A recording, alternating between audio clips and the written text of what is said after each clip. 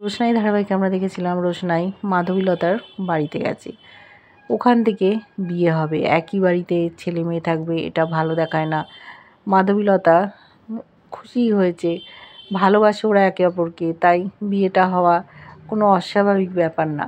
আর গরিমা স্বেচ্ছায় চলে গেছে। গরিমা ওদিকে মায়ের সাথে তর্ক বিতর্ক করছে, ও সন্তান সম্ভবা, বাচ্চাটাকে একাই মানুষ করতে চায়। ডাক্তারবাবু এসছেন, উনিও সব জানতে পেরে দুঃখ প্রকাশ করছেন।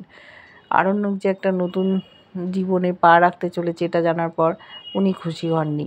তখন বলেছেন, দেখো, মানুষই তো তার ভাগ্য নির্ধারণ করে, পরিবর্তন করে, তোমরা কেন আরেকবার চেষ্টা করবে না? কিন্তু গরিমা আর ওই বাড়িতে যেতে রাজি নয়, কিন্তু ওর মা আর বাবা চায় আরণ্যক যে সন্তান সম্ভবা স্ত্রীর স্বামী সেটাও জানুক, তারপর না হয় যা করার করবে। রোশনাই খুব কষ্ট পাচ্ছে, সেই কষ্টের প্রকাশও করে ফেলেছে। বলছে, আমি বাধ্য হয়েই স্যারজিকে বিয়েটা করছি, না হলে আমি করতাম না, গরিমা দিদির সংসার ভাঙতাম না। বুঝতে পারছে না মাধবীলতা। বলছে, কি বলতে চাইছো? আমি তো বুঝতে পারছি না। ও কি তোমায় চাপ দিয়েছিল বিয়ে করার জন্য? বলছে, না না, চাপ দেয়নি, তবে স্যারজির জীবনের জন্যই আমি করলাম। বলছে, তার মানে? বলল, স্যারজি আর কটা দিনই বা বাঁচবে, সেই কটা দিন উনি আমার সাথে থাকতে যাচ্ছেন। বলছে, কি বলছো আমি বুঝতে পারছি না। তখন বলল যে ওনার একটা ভারী অসুখ করেছে। বলছে, অসুখ? কী অসুখ? তখন বলল, ক্যান্সার, লাস্ট স্টেজ। উনি তো শুনে অবাক যে এইরকম অবস্থা আরণ্যকের, কী হবে উনি তো ভাবতেও পারছেন না।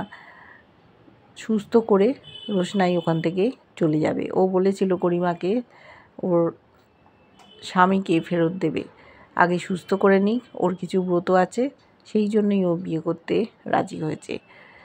মাধবীলতার মনটা খারাপ হয়ে গেল। এদিকে বাড়িতে দেখেছি লালন এসছে, মিনি এসছে। মিনি বলছে যে রোশনাইকে কোথায় রেখে এলি ছোদ্দাভাই? বললো, এ তো সঙ্গীত হবে, ও তখন চলে আসবে। বলছে, আচ্ছা। বলছে, বিয়ে বাড়ি বলে কথা, কত ভালো ভালো খাবার দাবার হবে, ও খুব খুশি। তখন বলছে, জানিস তো ছোদ্দাভাই, আমাদের অবস্থাটা আর আগের মতো নেই, আমাদের ভালো খাবার দাবার জোটে না, লালন সেরকম রোজগার করতে পারে না, আমার ওষুধগুলো নিয়ে আসে কত কষ্ট করে, ও কুলিগিরি করে জানিস তো, মুটে বয়, তারপর আমার ওষুধ নিয়ে আসে। বলছে, কি লালন, তুমি এসব কথা আমাদের জানাওনি? ওর বাবা অবাক হয়ে গেছে। বলছে, যদিও আমি কম টাকা রোজগার করি, কিন্তু তোমার তো উচিত ছিল আমাদেরকে বলার, আমার মেয়ে, আমি যে করে হোক ওর ওষুধের ব্যবস্থা করতাম। বলছে আরণ্য, দেখো, এরপর থেকে আমি যেরকম ওর দায়িত্ব নিতাম ওর অসুখের, সেই রকম আমি নেব, তোমরা না করবে না। কিন্তু লালন বলছে, ওকে আমি বিয়ে করেছি, ও আমার স্ত্রী, ও আমার দায়িত্ব, তাই এই দায়িত্ব আমি ঠিক পালন করব। মিনি বলছে, আজকে যে আমাদের এই অবস্থা, সব টাকা পয়সা কেড়ে নিয়েছে তো তোমার ভাই, ওর বাবাকে বলছে, এই মেজো কাকামণি সমস্ত নিয়ে নিয়েছে। লালন বলছে, মিনি, তোমাকে বলেছি না চুপ করতে? বলছে, না, আমি চুপ করে থাকবো না। বলছে, কি হয়েছে? তখন বলল যে মেজো কাকামণি সব আমাদের নিয়ে নিয়েছে, সম্পত্তি, টাকা পয়সা। এবার শুনতে চাইছে যে কি ঘটেছে। যে মিনি তো এরকম মাঝে মাঝে কথা বলার মেয়ে না। আরণ্যকও জানতে চাইলো। লালন বলল, আমি এসব বলতে চাইনি। বলল মিনি যে যেহেতু আমার বাপের বাড়ির কথা, সেই জন্য লালনরা কোনো স্টেপ নিল না। আমি শুনতে পেয়েছি বড় পুলিশ অফিসারকে ওরা বলা বলি করছে যে ওদের সম্পত্তি নিয়ে নিয়েছে।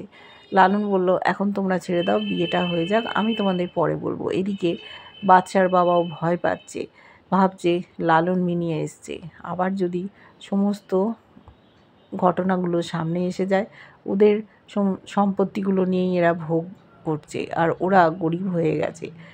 চিন্তা করছে, উকিলকে ফোন করছে। এদিকে বিয়েটা হচ্ছে, বাধ্য হয়েছে ওরা, একেবারেই চায় না রোশনাই এই বাড়ির বউ হয়ে আসুক। আরণ্যকের মা বলছে জাহ্নবীকে, তুমি চিন্তা করো না, রোশনাই এতদিন বাইরে বাইরে থাকতো, এবার তো বউ হয়ে বাড়িতে আসবে, ওকে আমরা একেবারে টিকতে দেবো না, দেখো না কী করি। গরিমাকে বাড়ি ছাড়া করলো, ওর মতো একটা ভালো মেয়ে, আর এমন একটা মেয়ে বাড়িতে আসছে যে কিনা আমাদের বাড়ির কাজের মেয়ে ছিল, কিন্তু ও তো কাজের মেয়ে না, ও সুরঙ্গমা মুখার্জিরই মেয়ে। মাধবীলতা বলছে, দেখো তোমার মা থেকেও মা নেই, তাই আমি সেই দায়িত্বটা পালন করতে চাই। তোমার বিয়েটা যাতে সুষ্ঠুভাবে হয় আমি সেই চেষ্টাই করব। কিন্তু ওর পরিবারের লোকজন কেউই ভালো চোখে দেখছে না। সুরঙ্গমার মেয়ে বলে ওরা মানতে চায় না। সুরঙ্গমা নিজেই মানতে চায় না, তো বাইরের লোকরা মানবে কী করে? এদিকে ওর বাবা খুব ভয় আছে, ভাবছে ওর যে একটা মুখোশ পরে আছে, মুখোশটা যে কোনো মুহূর্তে খুলে যেতে পারে। তখন ওদের কী হবে? লালনদের সম্পত্তি ওরা ভোগ করছে, এবার ওরা যদি দাবি দেওয়া করে তখন তো এদের বাড়ি ছেড়ে চলে যেতে হবে। যেই মিনিকে, যেই লালনকে, ওর পরিবারকে অসম্মান করছে এরা, তাদেরকেই ওরা ফিরিয়ে দিতে বাধ্য হবে সঠিক তথ্য প্রমাণ পেলে। বিয়েটার জন্য অপেক্ষা করছে। আদৌ কি বিয়েটা হবে? ওদিকে সুরঙ্গমা আর তার স্বামী চেষ্টা একবার নিশ্চয়ই করবে যে গরিমা সন্তান সম্ভবা। এই অবস্থায় আরণ্যককে একা ছেড়ে দিতে পারে না। ও তাহলে রোশনাইকে কী করে বিয়ে করবে? এদিকে রোশনাইও বিয়ে করতে রাজি হয়েছে, কারণ জানে আরণ্যকের শরীর খারাপ, যে কোনো সময় ও চলে যেতে পারে। মাধবীকেও বলেছে যে স্যারজির অবস্থা ভালো না, আমি তাই ডাক্তারের কাছে যাব বলেছি, উনি ট্রিটমেন্ট করছেন, কিন্তু তাও আমি যাব। উনি যে কদিন আমার সাথে থাকতে চান এইটুকুই উনি চেয়েছেন, জীবনের শেষ কটা দিন উনি আমার সাথে কাটাবেন, সুখে দুঃখে কাটাবেন, সেইটুকুই আমি উপহারস্বরূপ দিতে চেয়েছি, এছাড়া আর কিছু না। না হলে আমি কখনোই ওনাকে বিয়ে করতে রাজি হতাম না। আরণ্যকও জানতো সহজ কথা বিয়ে করতে চাইলে কিছুতেই রোশনাই বিয়ে করতো না, সেই জন্য ও আঙুলটা বেঁকিয়েছে। কিন্তু এমন কাণ্ড করলো যে রোশনাই যেদিন জানতে পারবে আরণ্যক অসুস্থ না, সেই দিনই ওখান থেকে বেরিয়ে যাবে। আর যদি জানে যে গরিমা প্রেগনেন্ট আর সেই বাচ্চার বাবা হচ্ছে আরণ্যক, সেটা জানলেও হয়তো রোশনাই পিছিয়ে আসবে। বাচ্চাটার পরিচয় কী হবে? সে অনাথের মতো ঘুরে বেড়াবে, তার বাবা থাকতেও বাবার পরিচয় পাবে না? এটাও একটা বড় প্রশ্ন।